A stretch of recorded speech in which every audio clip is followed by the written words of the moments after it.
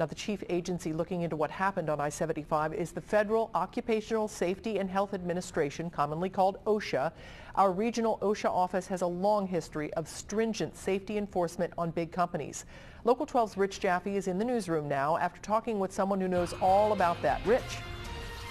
Cammie, William Murphy ran the district OSHA office for 23 years. A Wall Street Journal on him a few years ago called Bill Murphy a legend in his agency.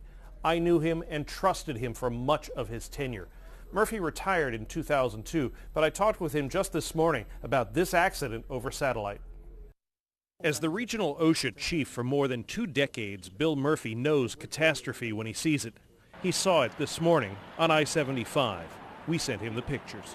What kind of things are they going to be looking for as indicators to help them decide what the real cause was? They're going to look at the connection points on those steel beams, and they're going to try to figure out what caused those to break loose, whether there was some sort of fatigue or cracking. He says suspect 2 will be the pins that held the beams in place.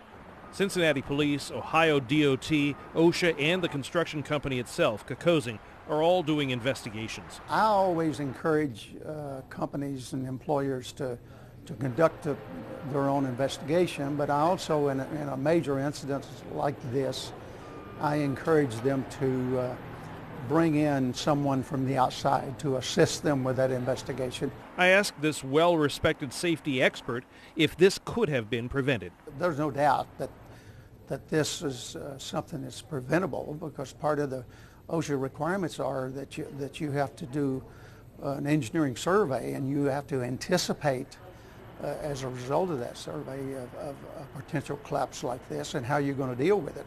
That all has to be part of the demolition plan. Murphy says the death of Brandon Carl makes this investigation even more serious. Of course, they want to find out what happened to try to prevent it from reoccurring. But the reality is you've got the victim's family, you've got other people that's affected, so it involves a much more intense investigation normally. Now, Bill Murphy tells me that CINCINNATI is one of the most safety-conscious construction companies out there. That said, the investigation is going to take a very intense look at who knew what and when.